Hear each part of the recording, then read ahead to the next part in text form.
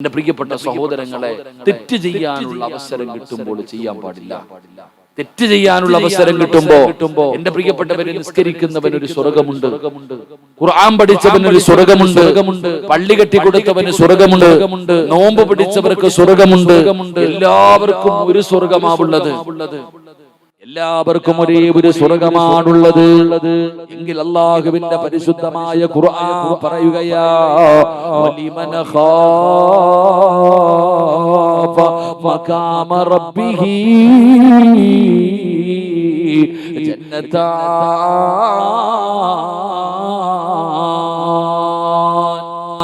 പരിശുദ്ധമായ ഖുർആൻ പറയുന്നു, രണ്ട് സ്വർഗമുണ്ടോ ഒരാൾക്ക്. പള്ളി കെട്ടിക്കൊടുത്തവനല്ല, നോമ്പ് പിടിച്ചവനല്ല, സദക്ക കൊടുത്തവനല്ല, ഖുർആൻ പഠിച്ചവനല്ല, നിസ്കരിക്കുന്നവനല്ല. അല്ലാഹു പറയുന്നു, ഒരാൾക്ക് രണ്ട് സ്വർഗമുണ്ട്. ആർക്കാണ് രണ്ട് സ്വർഗമുള്ളതെന്നറിയോ? ആർക്കാണ് അല്ലാഹു രണ്ട് സ്വർഗം കൊടുക്കുന്നതെന്നറിയോ?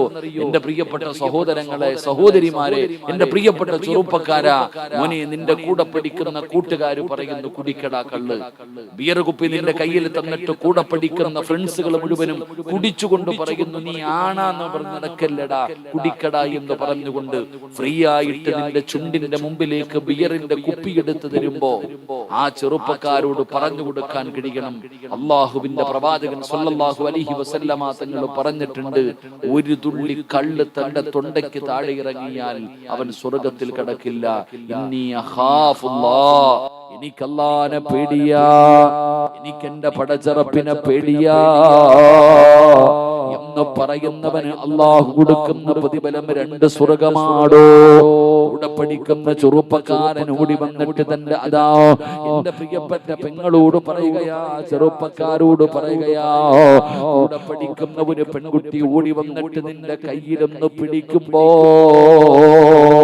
അവളോട് പറയണം, ഇന്നി അഖാഫുല്ലാഹ്.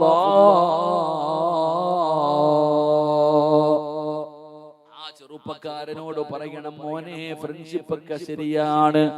ആ പെണ്ണിനോട് പറയണം, സുഹൃത്ത് ബന്ധമൊക്കെ വല്ലാത്തതാണ്, പരസ്പരം അങ്ങോട്ടും ഇങ്ങോട്ടും സ്നേഹമൊക്കെ ഉണ്ട്, നമ്മൾ ഫ്രണ്ട്സുകളാണ്. പക്ഷേ എന്റെ ശരീരത്ത് തൊടുന്നത് വ്യഭിചാരമാ. ഇന്നി അഖാഫുല്ലാഹ്, എനിക്കല്ലാഹുവിനെ പേടിയാ, എനിക്കല്ലാഹുവിനെ പേടിയാ. പറയാൻ കഴിയണം ചെറുപ്പക്കാരാ, തെറ്റ് ചെയ്യാൻ അവസരം കിട്ടുന്ന സമയത്ത് പറയാൻ കഴിയണം. പൊന്നുമോന്, എന്റെ ചെറുപ്പക്കാർക്ക് ഞാനൊരു ചരിത്രം പറഞ്ഞു തരാ. മഹാനായ സയ്യിദുനാ ഉമർ ഇബ്നുൽ ഖത്താബ്, ഉമർ തങ്ങൾ രാജ്യം ഭരിക്കുമ്പോ ഒരു ചെറുപ്പക്കാരനെ ഉമർ തങ്ങൾക്ക് വല്ലാത്ത ഇഷ്ടമാണ്. ഉമർ തങ്ങൾക്ക് ഒരു ചെറുപ്പക്കാരനോട് വല്ലാത്ത സ്നേഹമാണ്. കാരണം എന്താ? ഒരാളെ ഉമർ ഇഷ്ടപ്പെടണമെങ്കിൽ സാധാരണ ഒരു ചെറുപ്പക്കാരനല്ല ഉമർ തങ്ങൾ ഇഷ്ടപ്പെടാനുള്ള കാരണം എന്തെന്നറിയോ? അല്ലാഹുവിന്റെ പള്ളിയിൽ നിന്ന് 5 നേരം ബാങ്ക് വിളിക്കുമ്പോ കടത്തിണ്ണയിലല്ല, റോഡിന്റെ സൈഡിലല്ല, പള്ളിയുടെ മുറ്റത്തല്ല, മോനെ, 5 നേരം അല്ലാഹുവിന്റെ പള്ളിയിൽ നിന്ന് ബാങ്ക് വിളിക്കുമ്പോ ഈ ചെറുപ്പക്കാരൻ ഒന്നാമത്തെ പടച്ചവനെ 5 നേരം ബാങ്ക് വിളിക്കുമ്പോഴും ഒറ്റ ബാങ്ക് പോലും മുടക്കാതെ പള്ളിക്കകത്ത് വരുന്ന ചെറുപ്പക്കാരനാണ്. അതുകൊണ്ട് ഉമർ തങ്ങൾക്ക് വല്ലാത്ത ഇഷ്ടമാണ്. ഈ ചെറുപ്പക്കാരൻ പള്ളിയിലേക്ക് നമസ്കരിക്കാൻ വരുന്ന വഴിയിൽ ഒരു സുന്ദരിയായ പെണ്ണുണ്ടടോ, അവൾക്ക് ഈ ചെറുപ്പക്കാരനെ വല്ലാത്ത ഇഷ്ടമാണ്. എന്ത് ചെയ്തിട്ടും വഴങ്ങുന്നില്ല, അവളെ ആഗ്രഹം സാധിപ്പിച്ചു കൊടുക്കുന്നില്ല. അങ്ങനെ പെണ്ണൊരു തീരുമാനമെടുക്കുകയാണ്. ഈ ചെറുപ്പക്കാരൻ അവിടെ നിന്ന് ഇശാ നമസ്കാരം കഴിഞ്ഞിട്ട് ഈന്തപ്പന മരങ്ങളുള്ള ഇരുട്ടുള്ള വഴിയിലൂടെ ഒറ്റയ്ക്ക് തന്റെ വീട്ടിലേക്ക് നടന്നു പോകുമ്പോ, അല്ലാഹുവേ, ഈ പെണ്ണ് പതുങ്ങി നിൽക്കുകയാണ്. അവസാനം കഴിഞ്ഞ വീട്ടിലേക്ക് നടന്നു പോകുന്ന ചെറുപ്പക്കാരനെ ഓടി വന്ന് കെട്ടിപ്പിടിക്കുകയാണ്. തന്റെ മാറിടത്തിലേക്ക് ചേർത്ത് പിടിക്കുകയാണ്. അവിടെ നിന്ന് ചുംബനം കൊടുക്കുകയാണ്. എന്നിട്ട് പറയുന്ന ചെറുപ്പക്കാരാ, എന്റെ ആഗ്രഹമെന്ന് സാധിച്ചതോ, എന്റെ മോഹമെന്ന് സാധിച്ചതോ. കൂടപ്പെടാകുകയാ പെൺകുട്ടി അവിടെ നിന്നുകൊണ്ട് ആ ചെറുപ്പക്കാരനോട് യാചിക്കുമ്പോ ചെറുപ്പക്കാരന്റെ കണ്ടടങ്ങൾ നിറയുകയാ, കൈകാലുകൾ വിറയ്ക്കുകയോ. ഒരു ചെറുപ്പക്കാരിയായ പെണ്ണ് തന്റെ മാറിടത്തിൽ പിടിച്ചു കിടത്തി ചുംബനം കൊടുത്തിട്ട് യാചിക്കുമ്പോ അല്ലാഹുവേ അവിടുന്ന് കരയുകയോ. അവിടുന്ന് ബോധം കെട്ട് താഴെ വീഴുകയാണ്. വിളിച്ചുകൊണ്ട് ബോധം കെട്ട് താഴെ വീഴുകയാണ്. പെണ്ണോടി രക്ഷപ്പെടുകയാണ്. ചെറുപ്പക്കാരൻ പള്ളിയിൽ നിന്ന് നടന്നു വരുന്ന വഴിയിൽ ബോധമില്ലാതെ കിടക്കുകയാ. യാത്രക്കാരവിടുന്ന് കാണുകയാണ്. അവിടുന്ന് എടുത്തുകൊണ്ട് ഈ ചെറുപ്പക്കാരന്റെ വീടിന്റെ മുറ്റത്ത് കൊണ്ടുവച്ചു. പിതാവ് ചോദിക്കുന്നു, മോനെ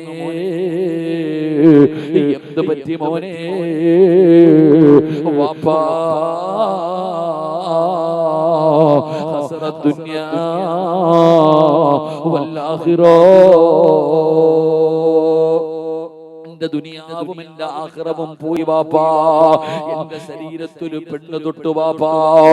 ഞാൻ നരകത്തിന്റെ അവകാശിയാണ്. ഇത് പറഞ്ഞുകൊണ്ട് കരയുകയാ, ഇത് പറഞ്ഞുകൊണ്ട് നിലവിളിക്കുകയാ. വാപ്പ പറഞ്ഞു, മോനെ എന്റെ പൊന്നുമോ തെറ്റുകാരനല്ല, ആ പെണ്ണാണ് തെറ്റ് ചെയ്തത്, അവളാണ് കയറി പിടിച്ചത് എന്ന് പറഞ്ഞുകൊണ്ട് തന്റെ പൊന്നാര മകനെ സമാധാനിപ്പിക്കുമ്പോ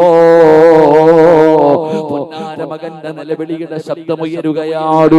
പാപ്പാന് പേടിയായി, എന്റെ മോൻ മരിച്ചു പോകുമോ അല്ലാ, എന്റെ മോൻ മരിച്ചു പോകുമോ അല്ലാ. അടുത്ത് ചെന്നിരുന്ന് സമാധാനിപ്പിക്കുമ്പോ ചെറുപ്പക്കാരൻ പറയുന്നു, വാപ്പാ ഖലീഫ ഉമർ തങ്ങളോട് ചെന്ന് മസല ചോദിക്കൂ. വാപ്പ ഉമർ തങ്ങളുടെ മുമ്പിലേക്ക് ചെല്ലുകയാണ്. തന്റെ പൊന്നാര മകന്റെ ചരിത്രം അവിടെ നിന്ന് പറയുമ്പോ ഉമർ തങ്ങൾ പറഞ്ഞു, അല്ലാഹു പുറത്തു കൊടുക്കട്ടെ, ഇവൻ നിരപരാധിയാ. പടച്ചവനെ അവിടെ നിന്ന് പറഞ്ഞു വിടുകയാണ്. എന്റെ പ്രിയപ്പെട്ടവരെ, ആ ചെറുപ്പക്കാരൻ ഉമർ തങ്ങളുടെ മുമ്പിലേക്ക് വാപ്പാരെ പറഞ്ഞു വിട്ടു. വാപ്പ ഉമർ തങ്ങളുടെ മുമ്പിൽ ചെന്ന് മസല ചോദിച്ചു. എന്നിട്ട് തന്റെ പൊന്നാര മകനോട് പറയാ, വീട്ടിലേക്ക് വരുമ്പോ കാണുന്ന രംഗമെന്തെന്നറിയോ? സുബ്ഹാനല്ലാഹ്, ഞാൻ വ്യഭിചാരിയായി പോയല്ലോ, നരകത്തിന്റെ അവകാശിയായല്ലോ, കോടതിയിൽ വ്യഭിചാരിയെ പോലെ പോകണമല്ലോ. പേടിച്ച് കരഞ്ഞ് നിലവിളിച്ചു മരിച്ചു പോയടോ. വാപ്പ വീട്ടിലേക്ക് വരുമ്പോ മരിച്ചു കിടക്കുന്ന പൊന്നുമോനെ കാണുകയാണ്. ഈ ചെറുപ്പക്കാരന്റെ ജനാസ കബറടക്കുമ്പോ തലയുടെ ഭാഗത്തിരുന്നിട്ട് ഉമർ തങ്ങൾ ഓതിക്കൊടുക്കുകയാ, വലിമന ഖാഫ മഖാമ റബ്ബിഹി ജന്നത്താൻ. എന്റെ ചെറുപ്പക്കാരോട് പറയുകയാ, മോനെ തെറ്റ് ചെയ്യാൻ അവസരം കിട്ടുമ്പോ, ചെയ്യാൻ അവസരം കിട്ടുമ്പോ കൂടെ പഠിക്കുന്ന പെൺകുട്ടികൾ ഓടി വരും, കയ്യിൽ കയറി പിടിക്കും. കൂടെ പഠിക്കുന്ന പെൺകുട്ടികൾ ഇന്ന് കയ്യിൽ കയറി പിടിക്കും. അതൊന്നൊരു പാവമല്ലാത്ത കാലം അള്ളാഹു നമ്മളെ കാക്കുമാറാകട്ടെ. എന്റെ പ്രിയപ്പെട്ട സഹോദരങ്ങളെ, ജ്യേഷ്ഠന്റെ ഭാര്യ അനുജന്റെ ബൈക്കിന്റെ പുറകിരുന്ന് പോകണ രംഗം കണ്ടാൽ ഉപേക്ഷിച്ചു പോകുന്നത് പോലെ അള്ളാഹു കാക്കുമാറാകട്ടെ. ചാടിക്കേറി അങ്ങ് പോവാ. ചേട്ടന്റെ ഭാര്യ അനിയൻ എന്ന് പറഞ്ഞ അവന്റെ തോളിൽ കയറി പോകുന്ന കാലം അത് വ്യഭിചാരമാണ്, പാപമാണെന്ന് ആരും പറയണമില്ല. ജ്യേഷ്ഠൻ തന്നെ പറയുന്നുണ്ട്, അനിയന്റെ കൂടെ പൊക്കോളാൻ. അള്ളാഹു കാത്തിരക്ഷിക്കുമാറാകട്ടെ. എന്റെ പ്രിയപ്പെട്ട സഹോദരങ്ങളെ, തെറ്റ് തന്നെയാ സഹോദര, വളരെ നിസ്സാരമായിട്ട് കാണുകയാണ്. കൂടെ പഠിക്കുന്നവരാകട്ടെ, കുടുംബത്തിലെ പെണ്ണുങ്ങളാകട്ടെ, അന്യ പെണ്ണുങ്ങളാകട്ടെ, എന്റെ ശരീരത്ത് തുടരുത്. സ്നേഹബന്ധമൊക്കെ ചേട്ടത്തിയും അനിയത്തി, ഇവിടെ എന്താ മൈനി എന്ന് പറയാ, ജ്യേഷ്ഠന്റെ ഭാര്യക്ക് എന്താ പറയാ, നിങ്ങളെന്താ ഇപ്പൊ വെടിയുണ്ടോ പോലെ ആ ജ്യേഷ്ഠത്തി, നിങ്ങളുടെ നാട്ടിൽ മൈനി എന്ന് പറയും. ജ്യേഷ്ഠത്തി ആയാലും കൊള്ളാം, അനിയത്തി ആയാലും കൊള്ളാം. എന്റെ പ്രിയപ്പെട്ടവരെ പറയാൻ കഴിയണം. അങ്ങനെ പറഞ്ഞാൽ അള്ളാഹു നിനക്ക് 2 സ്വർഗം. പള്ളി കെട്ടിക്കൊടുത്തവന് 2 സ്വർഗം ഉണ്ടോ? പറകാക്കാമാരെ ഉണ്ടോ? ഉറക്കം വരുന്നില്ലേ? സദസ്സിരുന്ന് സ്വർഗത്തിരുന്ന് ഉറങ്ങണമെങ്കിൽ അതിന് യോഗം വേണം. അള്ളാഹു ഭാഗ്യം തരുമാറാകട്ടെ. മുടി നരച്ചിട്ടുള്ളവരൊക്കെ ഒന്ന് കൈപൊക്കിക്കേ. ഒരു രോമമെങ്കിലും നരച്ചിട്ടുള്ളവർ കൈപൊക്കിക്കേ. കബറി പോകാൻ സമയമായി. അള്ളാഹു നല്ല മരണം തരുമാറാകട്ടെ. എവിടെ പോകാൻ സമയമായി? എവിടെ പോകാൻ സമയമായി? പള്ളിക്കുടിയിൽ. ഇവിടെങ്ങും പള്ളിയൊന്നും ഇല്ലേ? ഇപ്പൊ ഞാൻ വരുന്ന വഴിയിലൊക്കെ നോക്കി ഒരു പള്ളി. എവിടെ പള്ളി? 1/2 കിലോമീറ്റർ. സുബ്ഹാനല്ലാഹ്. നിങ്ങളൊക്കെ ഈ നാട്ടുകാർ ഒരു പള്ളി വേണമെങ്കിൽ 1/2 കിലോമീറ്റർ 3/4 കിലോ. നിങ്ങളൊക്കെ എവിടെ ചങ്ങായിമാരെ നിസ്കരിക്കാം? 1/2 കിലോമീറ്റർ 1 കിലോമീറ്റർ പോകണം ഒരു പള്ളിയിൽ നിസ്കരിക്കാം. ഒരു തയ്ക്കാവൂ മദ്രസയ്ക്കകത്ത് നിസ്കരിക്കുന്നത്. ഞാൻ വരുന്ന വഴി നോക്കി ഒരു പള്ളി പോലും കാണുന്നില്ല. നിങ്ങളൊക്കെ എവിടെ നിസ്കരിക്കുക? നിങ്ങൾ ഇത്രയും മുസ്ലിമീങ്ങൾ ഈ നാട്ടിലുണ്ടായിട്ട് ഒരു നിസ്കരിക്കാനുള്ള റൂമില്ലാതെ പോയി. അല്ലാഹു നമുക്ക് ഈമാൻ തരുമാറാകട്ടെ. പറയടോ അല്ലാഹു ഈമാൻ തരുമാറാകട്ടെ. ഇപ്പൊ നിങ്ങളുടെ മക്കളൊക്കെ നിങ്ങൾ ഇവിടെ മദ്രസ ഉണ്ട്. ഇവിടെ ഉള്ളവരൊക്കെ നിങ്ങളൊക്കെ 5 വഖത്ത് നിസ്കരിക്കുന്നത് ഇവിടെ. നിങ്ങൾ 5 വഖത്ത് നിസ്കരിക്കുന്നത് ഇവിടെ. 1 കിലോമീറ്റർ പോകും. നിങ്ങൾക്ക് സ്വർഗം കിട്ടും കേട്ടോ. അല്ലാഹു നമുക്ക് ഈമാൻ തരുമാറാകട്ടെ. ഉള്ളത് പറയുമ്പോ ഇഷ്ടപ്പെടില്ല ചങ്ങാതി. അല്ലാഹു ഈമാൻ തരുമാറാകട്ടെ. നിസ്കരിക്കാൻ 1 കിലോമീറ്റർ ആരാ ചങ്ങായി പോവാ? ആരാ പോവാ? നിങ്ങൾ ഇത്രയും മുസ്ലിമീങ്ങൾ ഇവിടെ ഉണ്ടായിട്ട് നിങ്ങൾ രക്ഷപ്പെടുമെന്ന് തോന്നുന്നുണ്ടോ? വീടൊക്കെ 2 നിലയും വലിയ വീടൊക്കെയാണ്. ചങ്ങായി ആരെങ്കിലും ഒരു 2-3 സെന്റ് സ്ഥലം കൊടുത്ത ഒരു റൂം കെട്ടിക്കൂടെ നിസ്കരിക്കാൻ? ഒരു റൂം കെട്ടിയിട്ട് നിസ്കരിച്ചൂടെ? അൽഹംദുലില്ലാഹ്. അത്ര വലിയ പുണ്യമടോ. പള്ളിയൊന്നും വേണമെന്നില്ലല്ലോ. ഒരു ചെറിയ ഷെഡ് കെട്ടി അതിനകത്ത് നിസ്കരിച്ചൂടെ? ജുമായില്ലെങ്കിലും ഒരു തെക്കാവെങ്കിലും ഒരു തെക്കാവെങ്കിലും ചെയ്തൂടെ? നിങ്ങൾ ആർക്ക് വേണ്ടി? നിങ്ങൾ ചിന്തിക്ക്. സുബ്ഹാനല്ലാഹ്. 1 കിലോമീറ്റർ നടന്ന് ഇന്നത്തെ ദിവസം 5 നേരം പള്ളിയിൽ പോയി നിസ്കരിച്ച് എത്ര പേരുണ്ടാകും? നിങ്ങൾക്കൊന്നും അതിനെ കുറിച്ചുള്ള ചിന്തയൊന്നും ഇല്ല സഹോദരങ്ങളെ. നിങ്ങൾ അതിനെ കുറിച്ചല്ലേ ആലോചിക്കേണ്ടത്? എടാ ഇന്ന് ഓരോ ജന്തുവിൽ പോയി അവിടെ പള്ളി, ഇവിടെ പള്ളി, 3-4 പള്ളി. ഇവിടെ ഒന്നുമില്ല. അല്ലാഹു സുബ്ഹാനല്ലാഹ് നമുക്ക് ഈമാൻ തരുമാറാകട്ടെ. ആമീൻ പറ. അല്ലാഹു ഈമാൻ നൽകുമാറാകട്ടെ. ആരെങ്കിലും ഒക്കെ ഉണ്ടെങ്കിൽ 1-2 സെന്റ് സ്ഥലം, ഒരു 3 സെന്റ് സ്ഥലം അൽഹംദുലില്ലാഹ് കൊടുത്ത ഒരു റൂം കെട്ടി നിസ്കരിച്ചൂടെ? പള്ളിയും വേണ്ട, മിനാരവും വേണ്ട, ബാങ്കും ഒന്നുമില്ലല്ലോ. ഒരു റൂം പണിതൂടെ? എന്ത് നിങ്ങൾ ആലോചിക്കാത്ത? ഇനി ഏത് കാലത്താണ് നിങ്ങൾക്ക് ഇതിനുള്ള ബോധം വരിക? 5 നേരം ലാ സ്വലാത്ത ലിജാരിൽ മസ്ജിദ് ഇല്ലാ ഫിൽ മസ്ജിദ്. പള്ളിയുടെ അടുത്തുള്ളവർ നിങ്ങൾ ആലോചിക്കുക. നിസ്കാരം ജുമാഅത്ത് 27 ഇരട്ടി പ്രതിഫലം നിങ്ങൾ എങ്ങനെ നേടും സഹോദരാ? 27 ഇരട്ടി പ്രതിഫലം ഉണ്ടെന്ന ഒരു വഖത്ത് ജമാഅത്തായി നിസ്കരിച്ച. സുബഹിക്ക് 1 കിലോമീറ്റർ പോകണം, ളുഹറിന് 1 കിലോമീറ്റർ പോകണം, അസ്റിന് നിനക്ക് തടസ്സം നിൽക്കുന്ന ചങ്ങായിമാർ ആരായാലും വെറുതെ വിടൂല. അല്ലാഹു കാക്കുമാറാകട്ടെ. അല്ലാഹു കാക്കുമാറാകട്ടെ. അല്ലാഹു കാക്കുമാറാകട്ടെ. നിങ്ങളൊക്കെ ഇത് പറയണം സഹോദരങ്ങളെ. ഇതിനെതിരൊക്കെ നിങ്ങൾ സംസാരിക്കണം. ഇങ്ങനെയുള്ള കാര്യങ്ങളാണ് ചെയ്യേണ്ടത്. ഈ വയലൊന്നും വെച്ചിട്ട് ഒരു കാര്യമില്ല. എന്തിനാ വയല്? പാവപ്പെട്ട പെൺകുട്ടികളെ കെട്ടിക്കാൻ സംഘാടകർ എന്തേമാര്? എന്താ ഇവിടെ സംഘാടകരാര്? നിങ്ങൾ പാവപ്പെട്ട പെൺകുട്ടികളെ കെട്ടിക്കണ്ടേ? എന്ത് ഉപകാരടാ? ലൈവായി പോയി. അല്ലാഹു കാത്തിരക്ഷിക്കുമാറാകട്ടെ. പറയാ ആദ്യം നിങ്ങൾ ചിന്തിക്കും. ഇവിടെ സ്ഥലമുണ്ടോ? ആർക്കെങ്കിലും സ്ഥലമുണ്ടോ? ഒരു 5 സെന്റ് സ്ഥലം, ഒരു 3 സെന്റ് സ്ഥലം അൽഹംദുലില്ലാഹ് അല്ലാഹ്ക്ക് കൊടുത്തിട്ട് ഈ നാട്ടുകാരെല്ലാരും കൂടെ ഒരു റൂം കെട്ടിയിട്ട് നിസ്കരിക്ക്. 5 വഖത്ത് ജമാഅത്തായി നിസ്കരിക്ക്. അതിനേക്കാളും വലിയ പുണ്യമൊന്നുമില്ല. അല്ലാഹു നമുക്ക് ഈമാൻ തരുമാറാകട്ടെ. ജമാഅത്തിന്റെ പ്രസിഡന്റ് സെക്രട്ടറി ഒക്കെ പോയോ? ഉണ്ടോ ഇവിടെ? ഇരുന്നോളി ഇൻഷാ അല്ലാഹ്. നിങ്ങളൊക്കെ റബ്ബിന്റെ മുമ്പിൽ നിങ്ങളൊക്കെയാണ് ഇതിന് മുമ്പന്തിയിൽ നിൽക്കേണ്ടത്. ജമാഅത്തിന്റെ പ്രസിഡന്റും സെക്രട്ടറി കമ്മിറ്റിക്കാരൊക്കെ ഇതിന് മുമ്പിൽ നിൽക്കേണ്ടത്. ഇവിടെ ഇലക്ഷൻ ആണോ? അല്ലാഹു കാക്കുമാറാകട്ടെ. ആമീൻ പറ. അല്ലാഹു കാക്കുമാറാകട്ടെ. ഓരോ പള്ളി, ഞാൻ വയല് കഴിഞ്ഞ് വരുമ്പോ ഒരു പള്ളിയുടെ മുമ്പിൽ 3 ഫ്ലക്സ് ഇരിക്കുന്നുണ്ട്. 32 പേരാ മത്സരിക്കാൻ. പഞ്ചായത്ത് തെരഞ്ഞെടുപ്പായിരുന്നില്ല. പഞ്ചായത്ത് തെരഞ്ഞെടുപ്പാണോ? ആണോ? അള്ളാഹുവിന്റെ പള്ളി പരിപാലിക്കാനുള്ള തെരഞ്ഞെടുപ്പ്. ചിഹ്നം വരെയുണ്ട്. അള്ളാഹു കാക്കുമാറാകട്ടെ.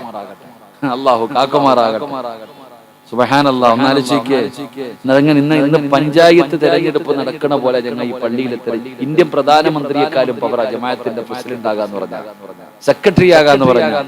ഒരു 5 നയാ പൈസ ശമ്പളം ഉണ്ടോ? ഇല്ല. എന്നാലും മത്സരം.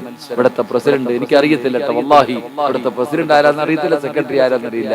ഇനി നിങ്ങളെ ഉദ്ദേശിച്ചാ പറഞ്ഞത് നിങ്ങൾ പറഞ്ഞേക്കരുത്. അള്ളാഹു കാക്കുമാറാകട്ടെ, അള്ളാഹു കാക്കുമാറാകട്ടെ.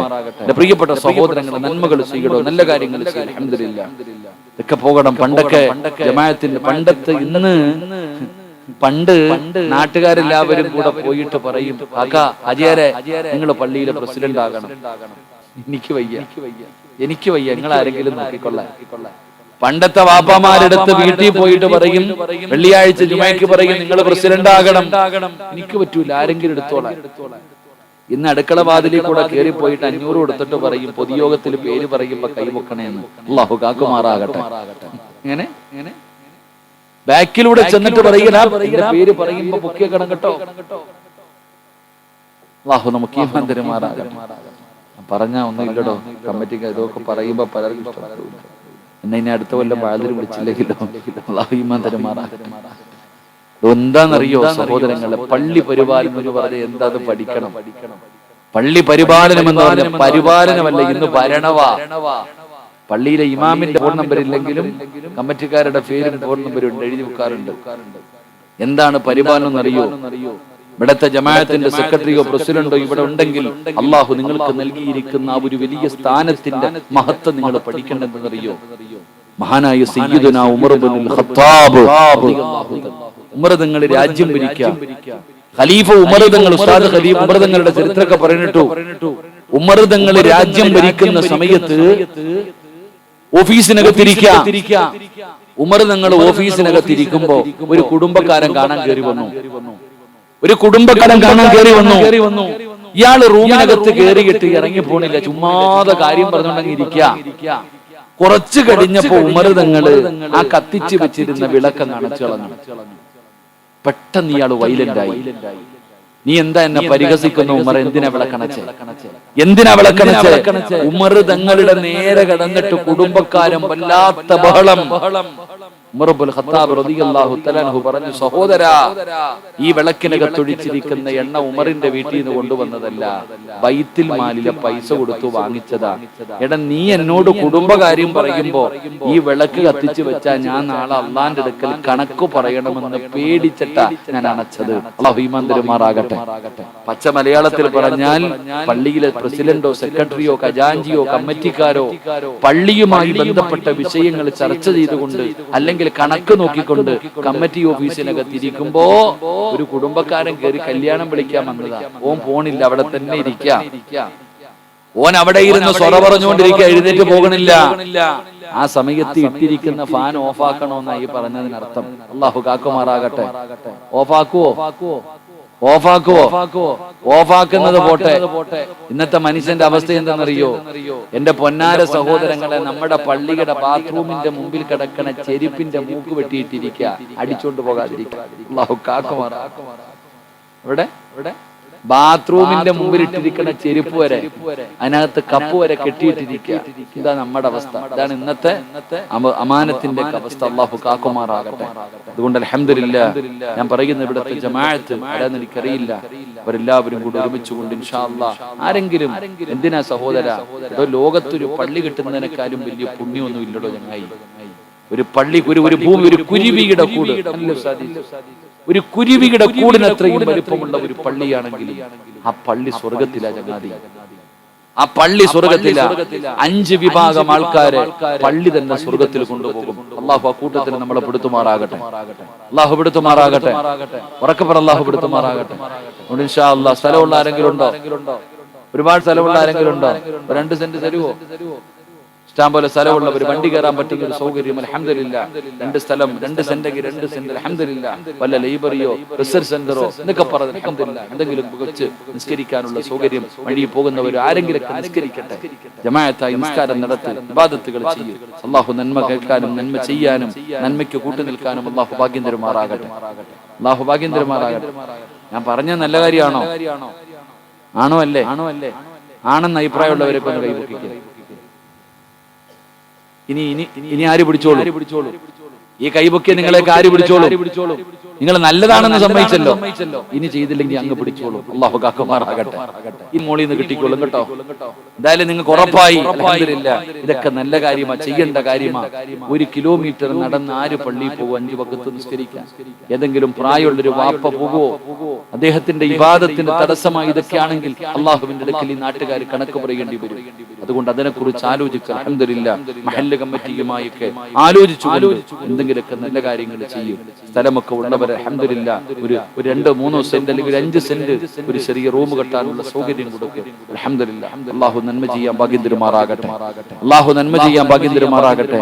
അപ്പൊ ഞാൻ പറഞ്ഞു വന്നത് പറഞ്ഞപ്പോഴാ പള്ളിയുടെ കാര്യം പോയത്. ഞാൻ പറഞ്ഞു വന്നത് എന്റെ പ്രിയപ്പെട്ട സഹോദരങ്ങളെ, തെറ്റ് ചെയ്യാൻ അവസരം കിട്ടുമ്പോ ചെയ്യരുത്. അള്ളാഹുവിനെ ഭയന്നുകൊണ്ട് പിന്തിരിയണം. പള്ളി കെട്ടിക്കൊടുത്തവൻ ഒരു സ്വർഗം, നോമ്പ് പിടിച്ചവൻ ഒരു സ്വർഗം, അവർക്ക് എല്ലാവർക്കും ഒരു സ്വർഗമുണ്ടെന്നാ പറഞ്ഞത്. എങ്കിൽ ഒരു തെറ്റ് ചെയ്യാൻ ചാൻസ് കിട്ടുമ്പോ ആരും കണ്ടില്ല എന്ന് പറഞ്ഞ് ചെയ്യലല്ല. അള്ളാഹ് കാണുന്നുണ്ടല്ലോ, അള്ളാഹു എന്നോട് ചോദിക്കുമല്ലോ, അള്ളാഹുവിനോട് ഞാൻ മറുപടി പറയണമല്ലോ എന്ന് ഭയന്നുകൊണ്ട് ആ തെറ്റ് ചെയ്യാതെ പിന്തിരിഞ്ഞാൽ അവർക്ക് അല്ലാഹു കൊടുക്കുന്ന പ്രതിഫലമാണ് വലിമൻ ഖാഫ മഖാമ റബ്ബിഹി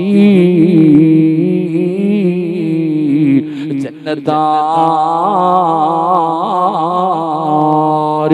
2 സ്വർഗമുണ്ടോ? 2 സ്വർഗമുള്ളത്. അതുകൊണ്ട് ഈ സദസ്സിലിരിക്കുന്നവരോട് പറയുകയോ, അല്ലാഹനെ ഭയക്കണം ചെറുപ്പക്കാരാ, അല്ലാഹനെ പേടി വേണം മോനെ. പാപം ചെയ്യാത്ത ഒരാളുമില്ലല്ലോ. നമ്മളാരും മലക്കുകളല്ല, മഅസൂമികളല്ല, പ്രവാചകന്മാരല്ല. നമ്മളെല്ലാവരും പാപികളാണ്. വഅദ് പറയുന്ന ഞാനാകട്ടെ, കേൾക്കുന്ന നിങ്ങളാകട്ടെ, കുല്ലു ബനി ആദമ ഖത്താഉൻ വ ഖൈറുൽ ഖത്താഈന അത്തവ്വാബൂ. ആദമിന്റെ സന്താനങ്ങൾ മുഴുവനും പാപം ചെയ്യുന്നവരാ, എല്ലാവരും തെറ്റ് ചെയ്യുന്നവരാണ്. ചെയ്യാത്ത ആരുമില്ല, എല്ലാവരും ജീവിതത്തിൽ പാപം ചെയ്യുന്നവരാടോ. പക്ഷേ പാപം ചുമക്കല്ലേ. ഏറ്റവും നല്ലവനാരെന്നറിയോ? ചെയ്തു പോയ പാപം അല്ലാഹുവിനോട് ഏറ്റു പറയുന്നവനാണെന്ന് ആദരവായ പ്രവാചകൻ നബി മുഹമ്മദ് മുസ്തഫ സല്ലല്ലാഹു അലൈഹി വസല്ലമ തങ്ങൾ പറയുകയാണ്, ജീവിതത്തിൽ വന്നുപോയ പാപങ്ങൾ മുഴുവനും പടച്ചറപ്പിന്റെ മുമ്പിൽ ഏറ്റുപറഞ്ഞ് തൗബ ചെയ്തിട്ട് വേണം നടക്കാൻ. അതുകൊണ്ട് വഅദ് കേൾക്കാമെന്നവരോട് പറയുകയാ, വന്ന പിഴവുകൾ മുഴുവനും ഇന്ന് തന്നെ പടച്ചറപ്പിനോട് പറഞ്ഞുകൊണ്ട് പൊട്ടിക്കരഞ്ഞ് തൗബ ചെയ്യണേ. എന്റെ പ്രിയപ്പെട്ട സഹോദരാ, ചുമന്നുകൊണ്ട് നടക്കരുത്. കാരണം മരണം എപ്പോ എവിടെ വെച്ചാണ് കടന്നു വരുന്നതെന്നറിയില്ലല്ലോ. അതുകൊണ്ട് നിങ്ങൾ തൗബ ചെയ്യണോ, അല്ലാഹുവിലേക്ക് പശ്ചാത്തപിച്ച് മടങ്ങണോ. എന്റെ പ്രിയപ്പെട്ടവരെ, തൗബയ്ക്ക് കുറവൊന്നുമില്ലല്ലോ. തൗബ എന്ന് പറഞ്ഞാൽ എന്താണെന്ന് പോലും നമ്മളിൽ പലർക്കും അറിയില്ലല്ലോ. 27-ാം രാവിന്റെ രാത്രിയിൽ മാത്രം ചെയ്യാറുള്ള ഒരു സാധനമാണ് തൗബ എന്ന് കരുതി നടക്കുന്നവരുണ്ടല്ലോ.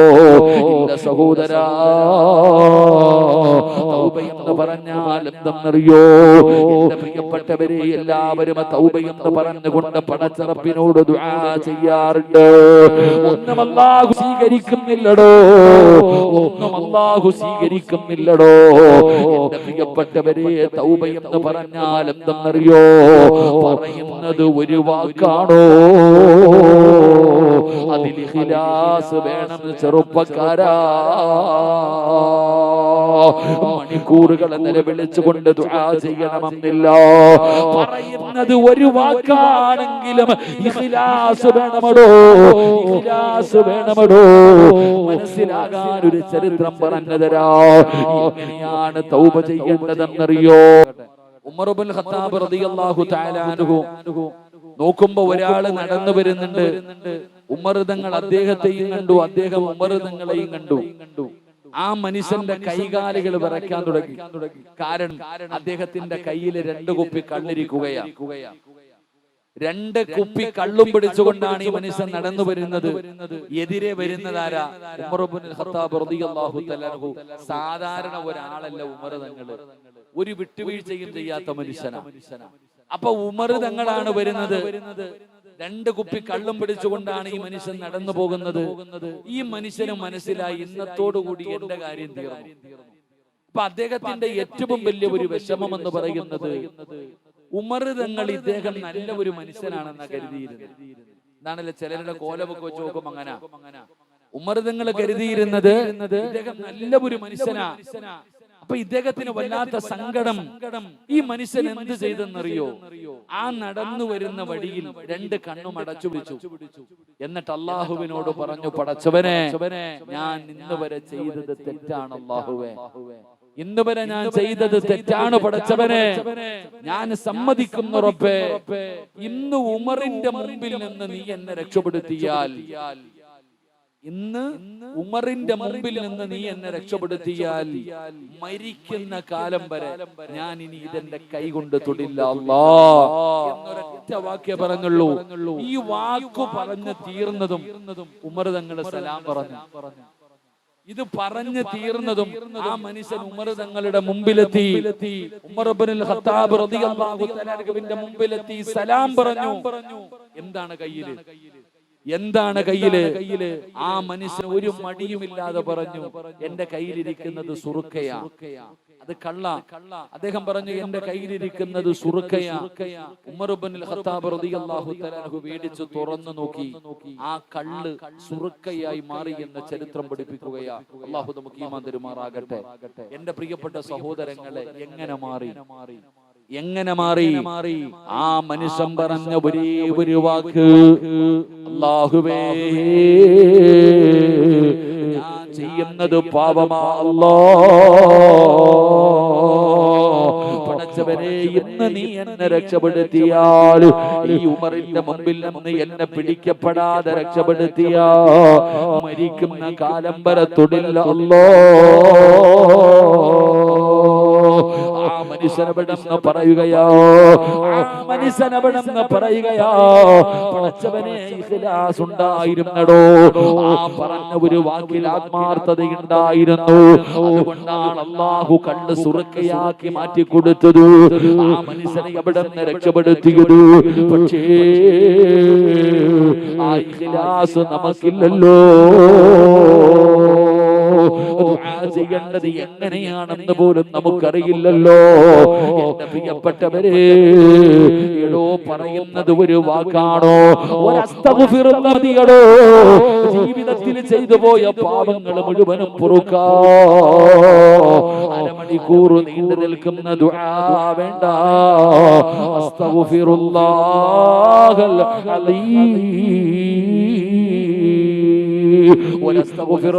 പാപം പൊറുക്കാൻ. എന്റെ പ്രിയപ്പെട്ട സഹോദരങ്ങളെ, തൗബ ചെയ്യേണ്ടത് എങ്ങനെയാണെന്നറിയോ? മഹാനായ ഉസ്മാൻ, മഹാനായ പ്രവാചകൻ സല്ലല്ലാഹു അലൈഹി വസല്ലമ തങ്ങൾ, എന്റെ പ്രിയപ്പെട്ടവരെ, മൂസാ നബി അലൈഹിസ്സലാം, അല്ലാഹുവിന്റെ പ്രവാചകനായ മൂസാ നബി അലൈഹിസ്സലാമിന്റെ കാലഘട്ടത്തിൽ ജനങ്ങൾ വന്നിട്ട് പറയുന്ന, മൂസാ നബിയേ, വെള്ളമില്ല നബിയേ, മഴയില്ല നബിയേ, ക്ഷാമമാണ് നബിയേ, മൃഗങ്ങൾക്ക് പോലും കുടിക്കാൻ വെള്ളമില്ല നബിയേ, അതുകൊണ്ട് മഴ പെയ്യാ ദുആ ചെയ്യണേ.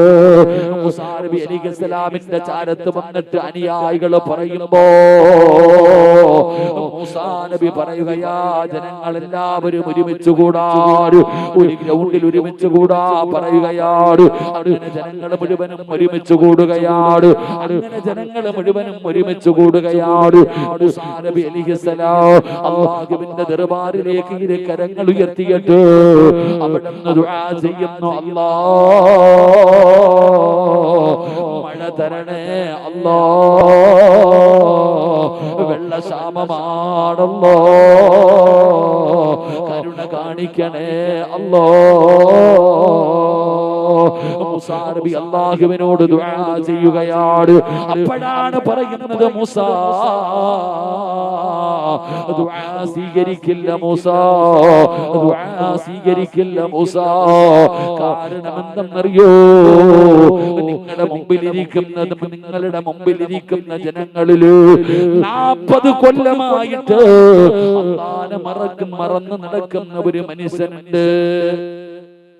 മൂസാ നബി അലൈഹിസ്സലാമിനോട് പറഞ്ഞു കൊടുക്കുകയാ, 40 കൊല്ലമായിട്ട് അള്ളാഹുവിനെ മറന്ന് നടക്കുന്ന ഒരാള് നിങ്ങളുടെ ഇടയിൽ ഇരിപ്പുണ്ട്. ആ മനുഷ്യൻ എഴുന്നേറ്റ് പോകണം. ആ മനുഷ്യനെ എഴുന്നേറ്റ് പോകാതെ മഴ വരൂല. മൂസാ നബി അലൈഹിസ്സലാം അവിടുന്ന് വിളിച്ചു പറഞ്ഞു. 70,000-ഓളം വരുന്ന ജനമുണ്ടായിരുന്നു. മൂസാ നബി അവിടുന്ന് വിളിച്ചു പറഞ്ഞു, 40 കൊല്ലമായി അള്ളാഹുവിനെ നന്ദികേട് കാണിച്ചുകൊണ്ട് നടക്കുന്ന ഒരാൾ ഈ മജ്‌ലിസിൽ ഇരിക്കുന്നുണ്ട്. അദ്ദേഹം എഴുന്നേറ്റ് പോകണം. അദ്ദേഹം എഴുന്നേറ്റ് പോകണം. എന്റെ പ്രിയപ്പെട്ട സഹോദരങ്ങളെ, എല്ലാവരും പരസ്പരം നോക്കാൻ നോക്കി. ആരാണ് എഴുന്നേറ്റ് പോകുന്നത്? ആരാണ് ഇവിടെ നിന്ന് എഴുന്നേറ്റ് പോകുന്നത്? എല്ലാവരും പരസ്പരം നോക്കുക. ആരും എഴുന്നേറ്റ് പോയില്ല. ആ കൂട്ടത്തിൽ ആ 40 കൊല്ലമായി പാപം ചെയ്ത് നടക്കുന്ന മനുഷ്യൻ ഇരിപ്പുണ്ട്. അദ്ദേഹം ചിന്തിച്ചു, പടച്ചവനെ, ഞാനിപ്പോ ഇവിടെ നിന്ന് എഴുന്നേറ്റ് പോയാൽ നാട്ടുകാരുടെ മുമ്പിൽ ഞാൻ നാണം കെടും. ആ മനുഷ്യൻ എഴുന്നേറ്റ് പോയില്ല. ആ മനുഷ്യൻ ചിന്തിച്ചു, പടച്ചവനെ, ഞാൻ ഇവിടെ നിന്ന് എഴുന്നേറ്റ് പോയില്ലെങ്കിൽ മഴയും കിട്ടൂല. ഞാൻ അത്രയും വലിയ പാപിയാണോ അല്ലാഹ്? ഞാൻ അത്രയും വലിയ ദ്രോഹിയാണോ അല്ലാഹ്? എന്റെ പ്രിയപ്പെട്ട സഹോദരങ്ങളെ, ആ മനുഷ്യന് കുറ്റബോധമുണ്ടായി. ആ മനുഷ്യന്റെ മനസ്സു മാറി. ആ മനുഷ്യൻ അവിടെ ഇരുന്നു കൊണ്ട് 2 മുട്ടുകാലിലേക്ക് തന്റെ തല താഴ്ത്തി പിടിച്ചു. എന്നിട്ട് അള്ളാഹുവിനോട് ആരും കേൾക്കാത്ത സ്വരത്തിൽ പറഞ്ഞു, പടച്ചവരെ, ഇന്ന് വരെ ചെയ്തത് മുഴുവനും പാപമാണ് തമ്പുരാനെ. ഇന്ന് വരെ ചെയ്തത് മുഴുവനും തെറ്റാണ് തമ്പുരാനെ. ഞാൻ സമ്മതിക്കുന്നു റഹ്മാനെ. അല്ലാഹുവേ, തൗബ ചെയ്യേണ്ടത് എങ്ങനെയാണെന്ന് പോലും എനിക്കറിയില്ല. എങ്ങനെയാണ് നിന്നോട് തൗബ ചെയ്യേണ്ടതെന്ന് പോലും എനിക്കറിയില്ല പടച്ചവനെ. ആ മനുഷ്യൻ അല്ലാഹുവിനോട് പറയുകയാ, അല്ലാഹുവേ, പടച്ചവനെ, ഇനി ഒരു കാലത്തും ഞാൻ ചെയ്യൂല. ഇനി ഒരു കാലത്തും ഞാൻ നിന്നെ മറന്നു നടക്കൂല. അല്ലാഹുവേ, നിന്നെ ഭയന്നുകൊണ്ട് ഞാൻ ജീവിക്കും. ഈ മനുഷ്യൻ അവിടെ ഇരുന്നു കൊണ്ട് അല്ലാഹുവിനോട് പറയുകയാ. എന്നിട്ട് ആ മനുഷ്യൻ അവസാനം അല്ലാഹുവിനോട് പറഞ്ഞു, പടച്ചവനെ, എന്റെ തൗബ നീ സ്വീകരിച്ചാൽ മഴ തരണം തമ്പുരാനെ. അല്ലാഹുവേ, എന്റെ തൗബ നീ സ്വീകരിച്ചാൽ ഈ ജനങ്ങൾക്ക് നീ മഴ കൊടുക്കണം തമ്പുരാനെ. ഈ മനുഷ്യൻ പറഞ്ഞു തീരേണ്ട താമസം ആകാശത്ത് മഴയുടെ അടയാളം വരാൻ തുടങ്ങി. ജനങ്ങൾ മുഴുവനും സന്തോഷത്തോടുകൂടി എഴുന്നേറ്റോടാൻ തുടങ്ങി. എന്റെ പ്രിയപ്പെട്ടവരെ, ആകാശത്ത് നിന്ന് ഭൂമിയുടെ മടിത്തട്ടിലേക്ക് മഴത്തുള്ളികൾ പെയ്തിറങ്ങി. മൂസാ നബി അലൈഹിസ്സലാമിന് വല്ലാത്ത അത്ഭുതം. എങ്ങനെ മഴ പെയ്തു പടച്ചവനെ? ആരും എഴുന്നേറ്റ് പോയില്ല. പിന്നെ എങ്ങനെയാണ് മഴ പെയ്തത്? അപ്പോഴാണ് ജിബ്രീൽ അലൈഹിസ്സലാം പറഞ്ഞു കൊടുത്തു, മൂസാ നബിയേ, ആ 40 കൊല്ലം അള്ളാഹുവിനെ മറന്ന് നടന്ന മനുഷ്യൻ അള്ളാഹുവിനോട് പശ്ചാത്തപിച്ചതിന്റെ സന്തോഷത്തിലാ അള്ളാഹു മഴ തന്നത് എന്ന് ചരിത്രം പഠിപ്പിക്കുമ്പോ, എന്റെ പ്രിയപ്പെട്ട സഹോദരങ്ങളെ, പറയുന്ന വാക്കിനകത്ത് ഇഖ്ലാസ് ഉണ്ടെങ്കിൽ എന്റെ പ്രിയപ്പെട്ടവരെ, ഒരിക്കലും നമ്മളുടെ ദുആ അള്ളാഹു തള്ളപ്പെടില്ല. അള്ളാഹു നമുക്ക് ഇഖ്ലാസ് നൽകി അനുഗ്രഹിക്കുമാറാകട്ടെ. അതുകൊണ്ട് എന്റെ മുമ്പിൽ ഇരിക്കുന്നവരോട് പറയുകയാ, അള്ളാഹു പരിശുദ്ധമായ ഖുർആനിലൂടെ നീ സ്വർഗത്തിലാണെന്ന് പറഞ്ഞ മരിക്കാൻ കിടക്കുന്ന സമയം അള്ളാഹുവിന്റെ മലക്കുകൾ സ്വാഗതം പറഞ്ഞ് ഷഹാദത്ത് കലിമ പറഞ്ഞു തന്ന്, ആ ഷഹാദത്ത് കലിമ പറഞ്ഞുകൊണ്ട് ഷഹീദിനെ പോലെ മരണപ്പെടുന്ന ആ അടിമയ്ക്കുണ്ടാകുന്ന ഒന്നാമത്തെ ഗുണം, അവൻ അള്ളാഹുവിനെ ഭയന്ന് ജീവിക്കുന്നവനാ. അള്ളാഹു നമുക്ക് ആ ഭയം നമ്മുടെ ഹൃദയത്തിൽ അള്ളാഹു നൽകി അനുഗ്രഹിക്കുമാറാകട്ടെ. അള്ളാഹുവിനെ ഭയന്നുകൊണ്ട് ജീവിക്കാൻ അള്ളാഹു നമുക്ക് എല്ലാവർക്കും ഭാഗ്യം നൽകി അനുഗ്രഹിക്കുമാറാകട്ടെ. എന്റെ പ്രിയപ്പെട്ട സഹോദരങ്ങളെ, ഒന്നാമത്തെ വിഭാഗം 11:20 കറക്റ്റ് സമയം. ഞാൻ പറഞ്ഞല്ലോ 11:15 നിർത്താമെന്ന് പറഞ്ഞു. ആ പള്ളിയുടെ കാര്യവുമായി ബന്ധപ്പെട്ട് 5 മിനിറ്റ് പോയി. അതുകൊണ്ടാണ് 11:20 ആയത്. ഇൻഷാ അല്ലാഹ് അള്ളാഹു നമുക്ക് ഈമാൻ നൽകുമാറാകട്ടെ.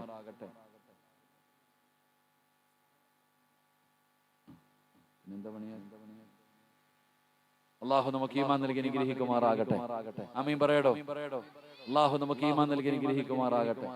അൽഹംദുലില്ലാഹ്, ജമീല എന്ന് പറയുന്ന ഒരു സഹോദരി 9 സെന്റ് സ്ഥലം പള്ളിക്ക് നൽകിയിട്ടുണ്ട്, ഈ റോഡ് സൈഡിൽ. പിന്നെന്താ പണിയാത്ത? ഞാൻ വിചാരിച്ചു സ്ഥലമില്ലെന്ന്. പിന്നെന്താ പണിയാത്തെന്ന് നിങ്ങൾ ആലോചിച്ചാൽ മതി. അള്ളാഹു ഈമാൻ തരുമാറാകട്ടെ. ആ താത്താടുത്ത് പറ, നമുക്ക് വല്ലതും തരാൻ പറ, നമ്മൾ വല്ലതും പടതോളാം. ആ താത്ത മരിച്ചുപോയുണ്ടോ? ജമീലാത്ത എന്റെ ശബ്ദം കേൾക്കുന്നുണ്ടെങ്കിൽ ആ സ്ഥലം നമുക്ക് തന്നെ നമ്മൾ വല്ല ഒരു ബിൽഡിംഗ് പണിത് വല്ല പിള്ളാരെങ്കിലും പഠിപ്പിക്കാൻ 4 മുത്തല്ലിങ്ങളെങ്കിലും പഠിപ്പിക്കാനും ആഖിറമെങ്കിലും രക്ഷപ്പെടും. അല്ലാഹു ഭാഗ്യം തരുമാറാകട്ടെ. നല്ല കാര്യല്ലേ? നല്ല കാര്യല്ലേ? നിങ്ങളൊക്കെ ഇവിടെ മക്കളെ പഠിക്കുന്നത്? ഇവിടെ പഠിക്കണേ? ഇവിടെയാണ് പഠിക്കുന്നത്. 9 സെന്റ് സ്ഥലം ഒരു താത്ത തന്നിട്ട് നമുക്കൊന്നും വയ്യ. നമ്മളിപ്പോഴും ഇങ്ങനെ നടക്കാം. അല്ലാഹു ആ സഹോദരിക്ക് സ്വർഗം കൊടുക്കുമാറാകട്ടെ. അല്ലാഹു എന്ത് ആഗ്രഹത്തോടു കൂടിയായിരിക്കും ഇവരൊക്കെ തരാൻ തയ്യാറാവുക. പക്ഷെ നമ്മളിങ്ങനെ ആലോചിച്ച് നമ്മളിങ്ങനെ പല പല ചിന്തകളുമായിട്ട് നടക്കാം. അൽഹംദുലില്ലാഹ് ഒരു റൂം പണിയാനാ വലിയ പാട്. അല്ലാഹു നമുക്ക് ഈമാൻ നൽകുമാറാകട്ടെ. ഞാൻ പറഞ്ഞു വന്നത് എന്റെ പ്രിയപ്പെട്ട സഹോദരങ്ങളെ, പാപം ചെയ്യുന്നതിന് നിസ്സാരമായി പോയി. ഇന്ന് പാപം ചെയ്യാൻ എളുപ്പമാണ്, ഇന്ന് തെറ്റുകൾ ചെയ്യാൻ എളുപ്പമാണ്. പടച്ചവനെ എല്ലാ വഴികളും ഇന്ന് തുറന്നു തുറക്കുകയാ. കള്ളു കുടിക്കണമെങ്കിൽ ഇന്ന് പൈസ വേണ്ട, പണ്ട് ഷെയർ ഇടണം. പണ്ടൊക്കെ കള്ളു കുടിക്കണമെങ്കിൽ ഷെയർ ഇട്ട് വളരെ പ്രയാസപ്പെട്ട കള്ളു കുടിക്കുന്നത്. ഇന്ന് കള്ളു കുടിക്കണമെങ്കിൽ കാശ് വേണോ? ഫ്രീ ആയിട്ട് വാങ്ങിത്തരാൻ ആൾക്കാരുണ്ട്. കഞ്ചാവ് വരെ വാങ്ങിത്തരും. അല്ലാഹു കാക്കുമാറാകട്ടെ. ഇന്ന് കള്ളു കുടിക്കാൻ കാശ് വേണോ? കാശൊന്നും വേണ്ട. ഇപ്പൊ കള്ളൊന്നും ആരും കുടിക്കണില്ല, എല്ലാം കഞ്ചാവ് അടിക്കുന്നത്. അല്ലാഹു കാക്കുമാറാകട്ടെ. എന്റെ പ്രിയപ്പെട്ടവര്, ഇന്ന് കാശ് വേണോ? വേണ്ട. ഇന്ന് എന്റെ പ്രിയപ്പെട്ട സഹോദരങ്ങളെ, പണ്ട് പെണ്ണുങ്ങളെ തേടി, ഇന്ന് പെണ്ണുങ്ങളെ ഇങ്ങോട്ട് വിളിക്കുക, വേണോ വാ, ഒരു കുഴപ്പമില്ല. എന്റെ പ്രിയപ്പെട്ട സഹോദരങ്ങളെ, ഇന്ന് തെറ്റ് ചെയ്യാൻ വളരെ എളുപ്പമാണ്. ഫ്രീ ആയിട്ടെല്ലാം കിട്ടും. ഇന്ന് ഫ്രീ ആയിട്ട് എല്ലാ സാഹചര്യങ്ങളും നമുക്ക് അനുകൂലമാ. എന്റെ പ്രിയപ്പെട്ടവരെ, ഇങ്ങനെയുള്ള സമയത്താണ് നാം അല്ലാഹുവിനെ ഭയക്കേണ്ടത്. തെറ്റ് ചെയ്യാൻ അവസരം കിട്ടുമ്പോൾ ആ തെറ്റിൽ നിന്ന് പിന്തിരിയാൻ കഴിയണം. പാപം ചെയ്യാൻ അവസരം കിട്ടുമ്പോ അതിൽ നിന്ന് പിന്തിരിഞ്ഞുകൊണ്ട് അല്ലാഹുവിനെ ഭയന്നുകൊണ്ട് ജീവിക്കാൻ തയ്യാറാകണം ചെറുപ്പക്കാരാ. എന്റെ പ്രിയപ്പെട്ട പെങ്ങളോ, ഹൃദയത്തിനകത്ത് അല്ലാഹു കേറണം മോളെ. അല്ലാഹുവിനെ കുറിച്ചുള്ള ഭയമാണ് നമുക്ക് വേണ്ടത്. മഹാനായ യൂസുഫ് നബി അലൈഹിസ്സലാം, യൂസുഫ് എന്ന് പറയുന്ന ചെറുപ്പക്കാരന്റെ ചരിത്രം അറിയുമല്ലോ. അല്ലാഹുവേ, ഈജിപ്തിന്റെ രാജകുമാരിയായ സുലൈഖ ബീവി റളിയല്ലാഹു തആല അൻഹാ, ആ സുലൈഖ എന്ന് പറയുന്ന പെണ്ണുണ്ടല്ലോ, യൂസുഫ് എന്ന് പറയുന്ന ചെറുപ്പക്കാരനെ വനിതാ കൊട്ടാരത്തിന്റെ മണിയറയ്ക്കകത്ത് വിളിച്ചു കയറ്റുകയാണ്.